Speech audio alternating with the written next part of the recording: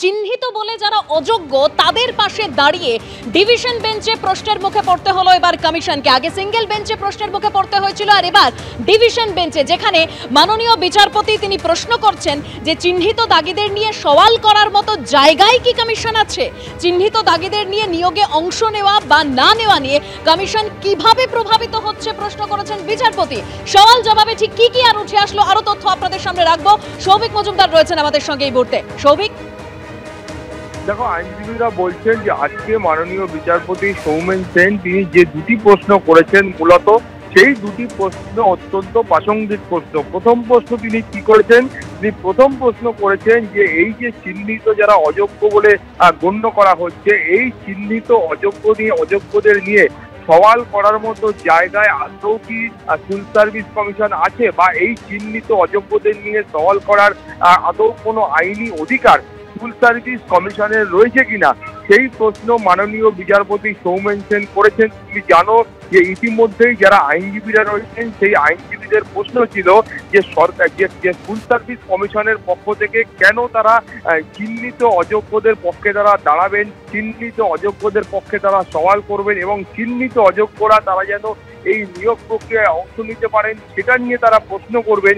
এই প্রশ্ন ইতিমধ্যেই কিন্তু আইনজীবীদের তরফে করা হয়েছিল, এবং আইনজীবীরা এই প্রশ্ন করেছিলেন যে যেখানে সুপ্রিম কোর্টের পক্ষ থেকে বারবার বলে দেওয়া হয়েছে যে এই চিহ্নিত অযোগ্যদের চাকরি বাতিল করা হলো, তাদেরকে বেতন ফেরত দিতে হবে, এবং একেবারে নির্দিষ্ট একটা দুর্নীতির কারণে এই চিহ্নিত অযোগ্য সহ বাকিদের চাকরি বাতিল হয়েছে, সেই পর্যায়ে সার্ভিস কমিশন কিভাবে এই চিহ্নিত অযোগ্যদের তারা সমর্থন করছেন, পাশে দাঁড়াচ্ছেন, সেই প্রশ্ন আইনজীবীরা তুলেছিলেন। ফলে তার প্রেক্ষিতে আজকের এই প্রথম প্রশ্ন সেটা কিন্তু অত্যন্ত গুরুত্বপূর্ণ।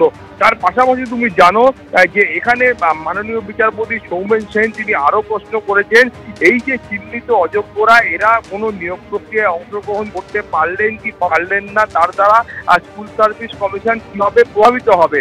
তার কারণ হিসাবে বা তার ব্যাখ্যা হিসেবে আইনজীবীরা বলছেন যে স্কুল সার্ভিস কমিশন তাদের কাজ হলো পরীক্ষা নেওয়া, এবং যে শূন্যপদ তৈরি হবে সেই শূন্যপদে এই পরীক্ষা নিয়ে নাম সুপারিশ করবেন, এবং সেই সুপারিশের ভিত্তিতে নিয়োগ হবে, এবং যারা যোগ্য প্রার্থী বলে গণ্য হবেন, যারা সেই যোগ্যতা মানে উত্তীর্ণ হবেন, সেই প্রার্থীরাই চাকরি পাবেন।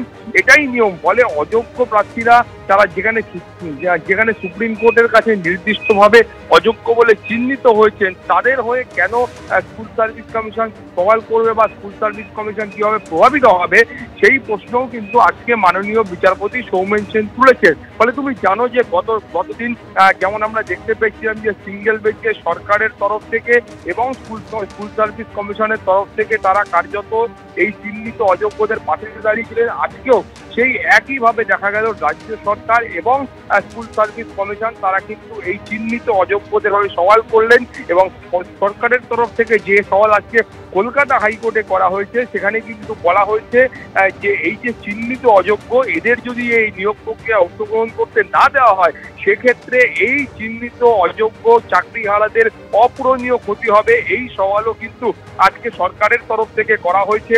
তার পাশাপাশি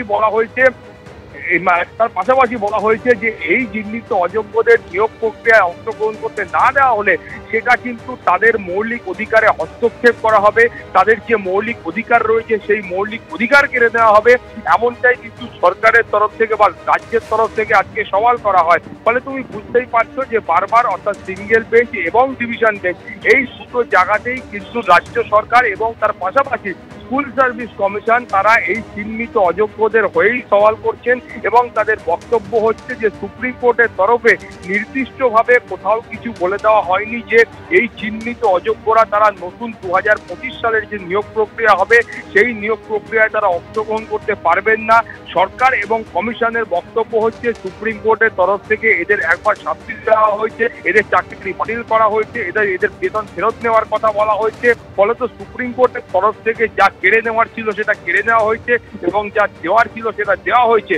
ফলে এই মুহূর্তে সুপ্রিম কোর্টও কিন্তু এদের ভবিষ্যতের কথা মাথায় রেখে নির্দিষ্টভাবে কোথাও বলেননি যে এরা নতুন যে নিয়োগ প্রক্রিয়া আছে সেটায় অংশগ্রহণ করতে পারবে না। ফলে এই সওয়াল সরকারের তরফ থেকে এবং স্কুল সার্ভিস কমিশনের তরফ থেকে করা হচ্ছে। ফলে এই মর্মেই কিন্তু আজকের যে সওয়াল জবাব ছিল সেটা শেষ হয়েছে। আগামীকাল এই মামলা শুনানি ফের হবে এবং সেই সময় যারা মামলাকারীর আইনজীবী আছেন তারা আগামীকাল সওয়াল করবেন এবং তার পরবর্তী ক্ষেত্রে কলকাতা হাইকোর্ট এই মামলার ক্ষেত্রে তার চূড়ান্ত নির্দেশ জানাবে।